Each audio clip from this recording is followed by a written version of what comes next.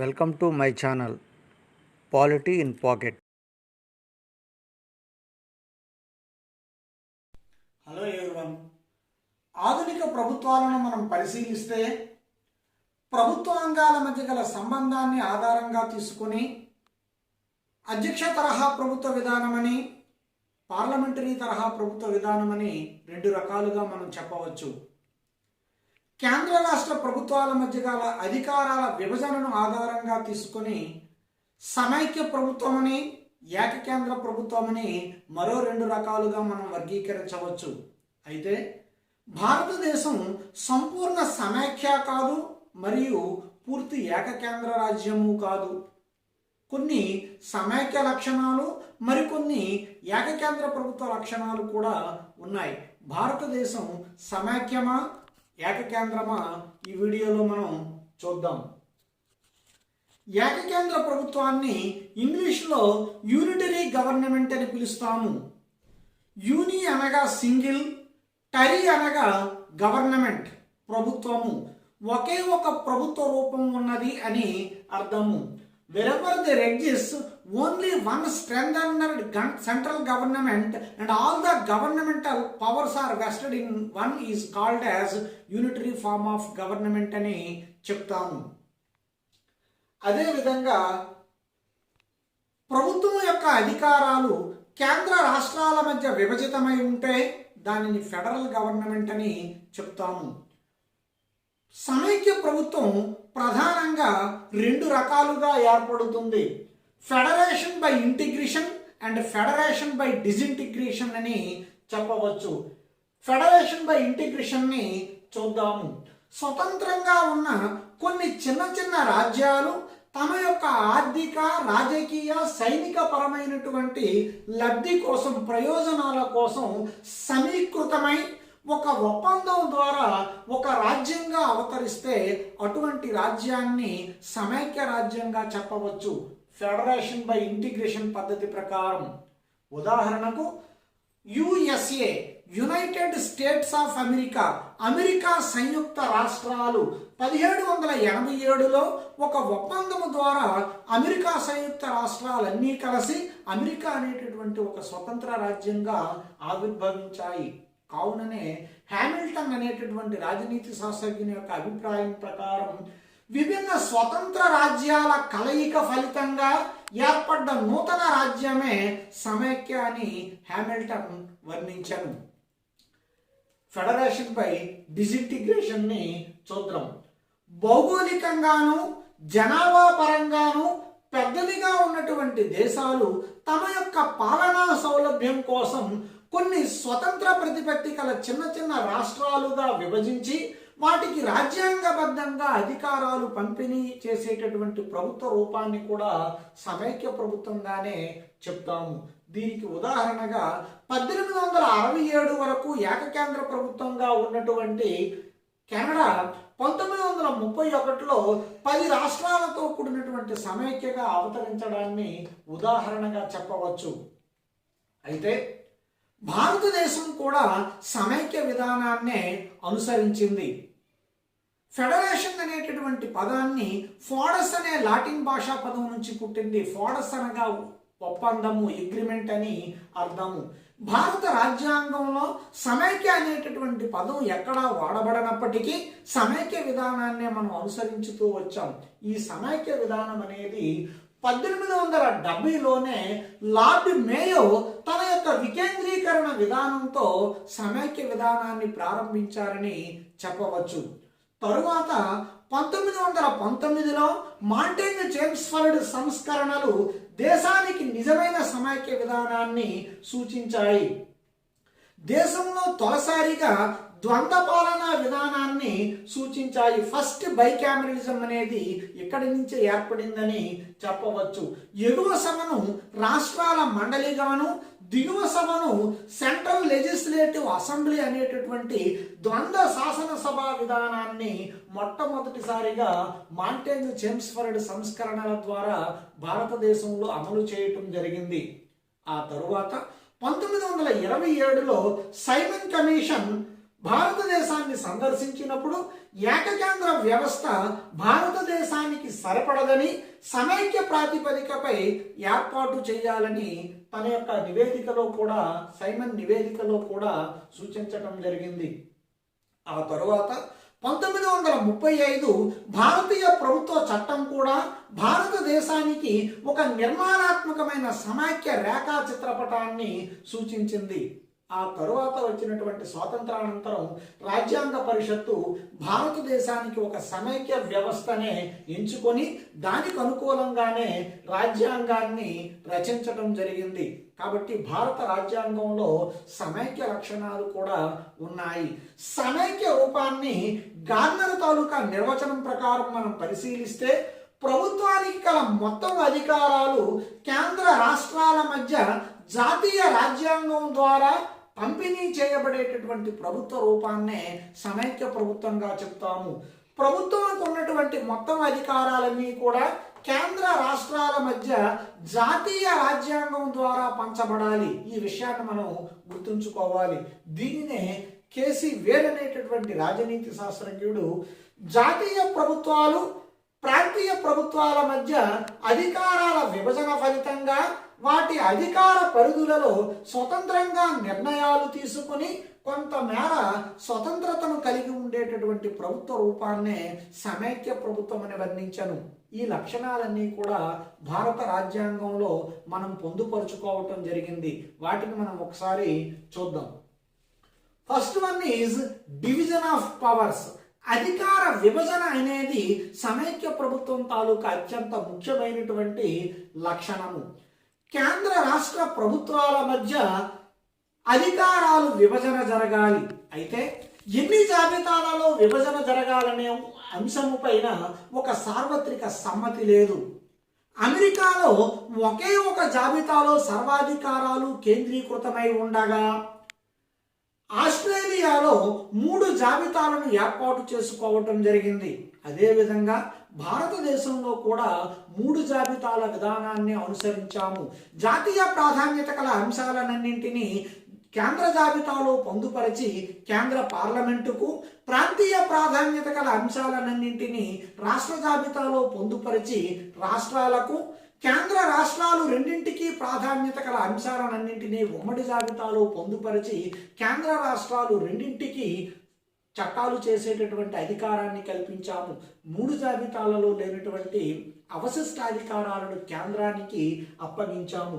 ఈ పద్ధతి ద్వారా భారతదేశంలో అధికార విభజన ఖచ్చితంగా జరిగింది. కాబట్టి భారతదేశాన్ని సమైక్య ప్రభుత్వం అని చెప్పవచ్చు. దీనితో పాటు రిటర్న్ అండ్ రిజిడ్ కాన్స్టిట్యూషన్, లిఖిత దృఢ రాజ్యాంగం కూడా సమైక్య ప్రభుత్వం తాలూకా మరొక లక్షణంగా చెప్తాము.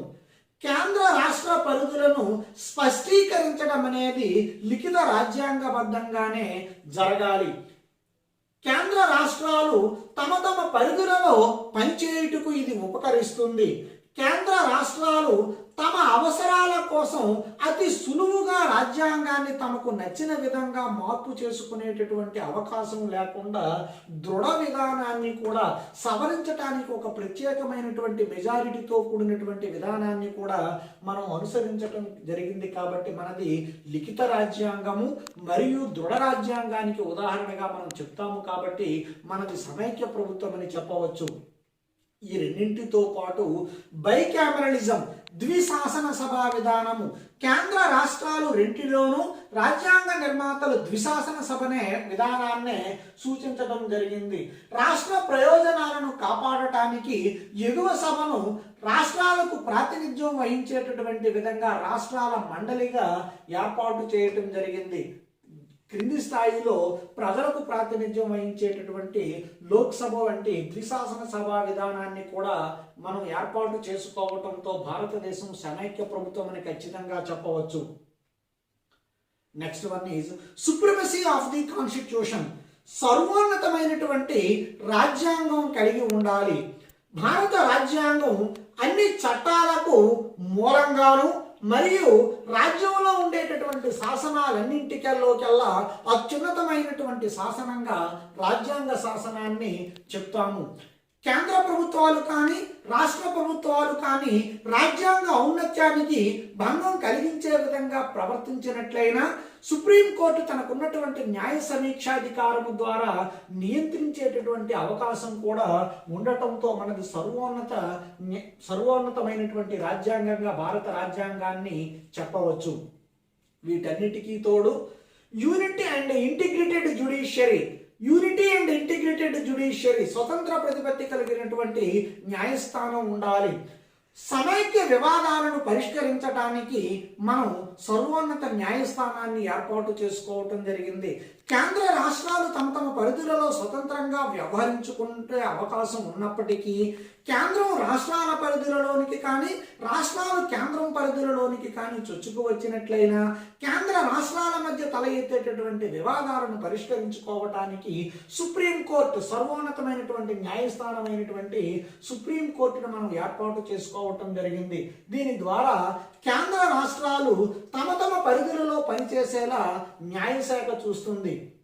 అదేవిధంగా న్యాయశాఖ స్వతంత్రతను కాపాడటం కోసం మనం రాజ్యాంగంలోనే కొన్ని ప్రత్యేకమైనటువంటి రక్షణలు కూడా చేయబడ్డాయి. పై లక్షణాలన్నీ ఉండటంతో ఖచ్చితంగా మనం భారతదేశాన్ని సమైక్య వ్యవస్థ అని చెప్పవచ్చు. యూనిటరీ ఫీచర్స్ భారతదేశానికి కొన్ని ఏకకేంద్ర ప్రభుత్వ లక్షణాలు కూడా ఉన్నాయి. వాటిలో కొన్ని ముఖ్యమైనవి. ఒకటి, ఒకే ఒక రాజ్యాంగాన్ని కలిగి ఉండటం. సమైక్య రాజ్యాలలో కేంద్ర రాష్ట్రాలకు ప్రత్యేక రాజ్యాంగాలు ఉంటాయి. ఉదాహరణకు అమెరికాను మనం చెప్పవచ్చు. కానీ భారతదేశంలో ఒకే ఒక రాజ్యాంగం అమలులో ఉంది కాబట్టి భారతదేశాన్ని ఏకకేంద్ర రాజ్యంగా చెప్పవచ్చు. కానీ జమ్మూ కాశ్మీర్కు మాత్రం ప్రత్యేకమైనటువంటి రాజ్యాంగం ఉంది. దీనిని మనం ప్రత్యేక రాజ్యాంగంగా గుర్తించడానికి వీలు లేదు. 2, సింగిల్ సిటిజన్షిప్. ఒకే ఒక పౌరసత్వాన్ని కలిగి ఉండటం కూడా ఏకకేంద్ర ప్రభుత్వం తాలూకా లక్షణమే. ద్వంద్వ పౌరసత్వం అనేది సమైక్య రాజ్యాలకు అనువైనటువంటిది.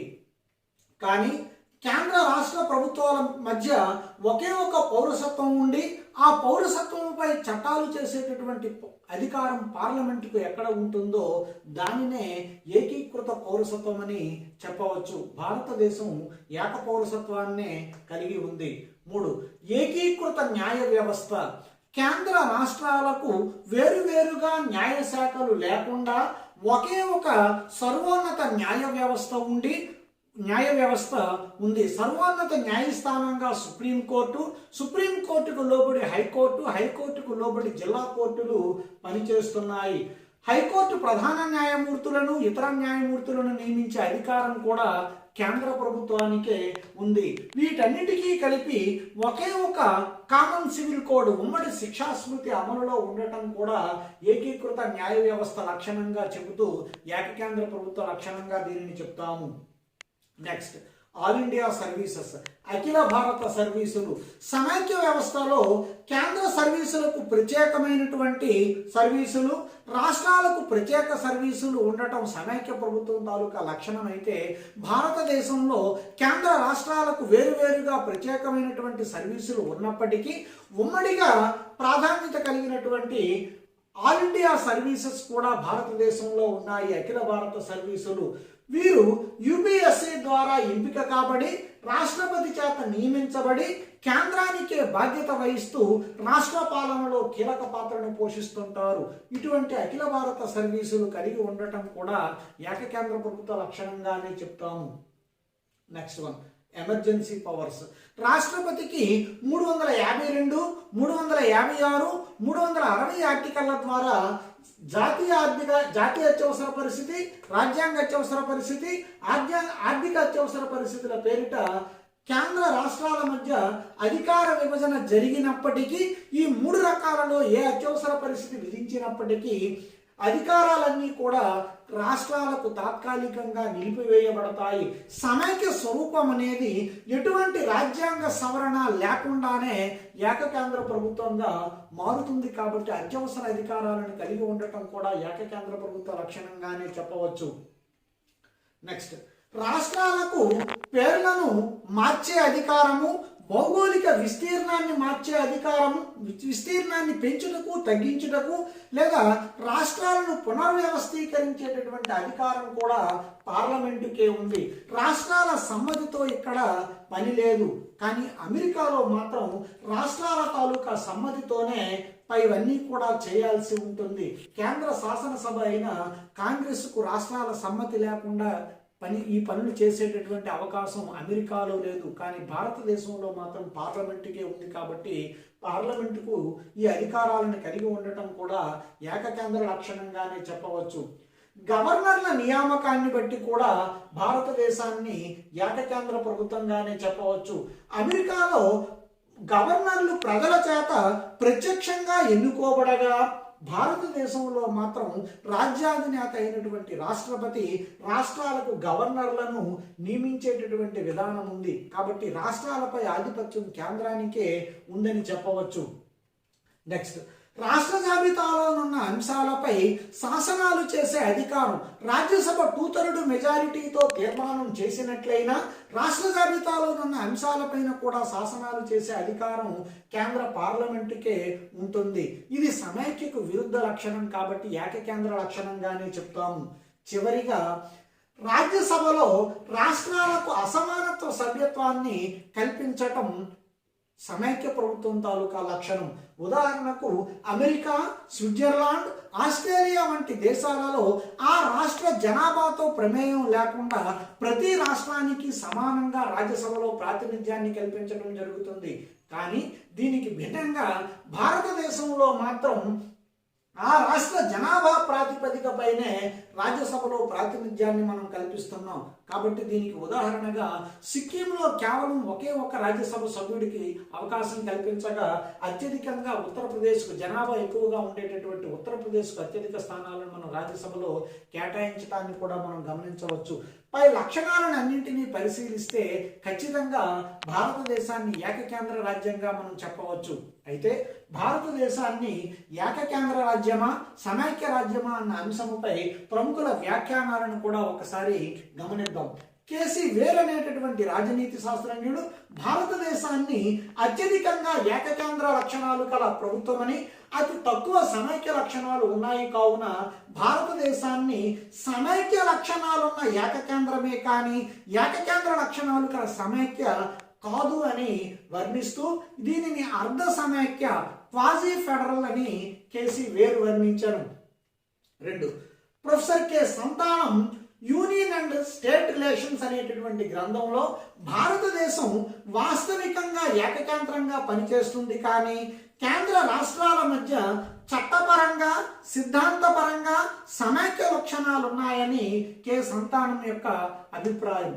నెక్స్ట్, పాల్ అపిల్బీ అనేటటువంటి పాలనా శాస్త్రవేత్త తాను రచించిన పబ్లిక్ అడ్మినిస్ట్రేషన్ ఇన్ ఇండియా అనేటటువంటి గ్రంథంలో భారత వ్యవస్థను తీవ్రమైన సమైక్య ఎక్స్ట్రీమ్లీ ఫెడరల్ సిస్టమ్ అని వర్ణించడం జరిగింది. మ్యారిస్ జోన్స్ అనేటటువంటి రాజనీతి శాస్త్రజ్ఞుడు the government and politics in India అనేటటువంటి గ్రంథంలో బార్గెయినింగ్ ఫెడరేషన్ అని వర్ణించడం జరిగింది. భారత వ్యవస్థను బేరసారాల సమైక్య అని మ్యారిస్ జోన్స్ వర్ణించాను.